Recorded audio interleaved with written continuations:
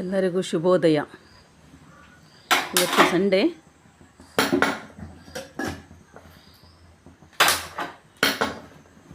ನಾನು 7 ಎದ್ದೇಳ್ತೀನಿ. ಸಂಡೇ 6-7 ಎದ್ದೇಳ್ತೀನಿ. ಮಾಮೂಲಿ 5 ಎದ್ದೇಳ್ತೀನಿ. ಸಂಡೇ 11 ಗಂಟೆಗೆ ಶಾಪಿಗೆ ಹೋಗೋದು.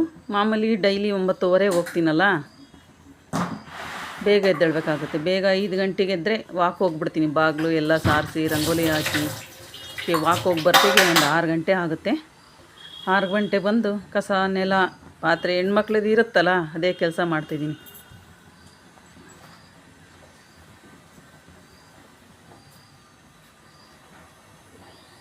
$38 ವರ್ಷ ಆಯಿತು ನಾನು ಶಾಪ್ ಮಾಡಿ.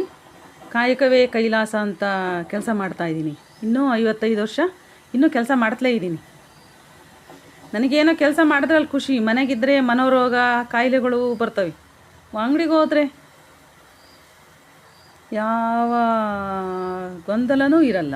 ಮನಸ್ಸಲ್ಲಿ ಆತ್ಮತೃಪ್ತಿ ಇರುತ್ತೆ. ನಾವು ಗಂಡಸರು ಕೈ ಕೆಳಗೆ ಒಂದು ಸ್ವಲ್ಪ ಕೈ ಚಾಚಿ ಬೇಡಬೇಕಾಗುತ್ತೆ.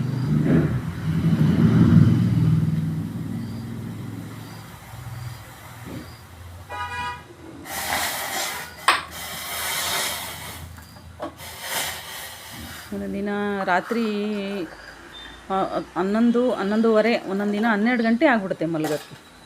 ಮನೆ ಎಲ್ಲ ಕೆಲಸ ಮಾಡೋಕ್ಕೆ ಯಾರೂ ಕೆಲಸದಾರಿಲ್ಲ ಫ್ರೆಂಡ್ಸ್. ನಾನೇ ಎಲ್ಲ ಕೆಲಸ ಮಾಡ್ಕೋಬೇಕು.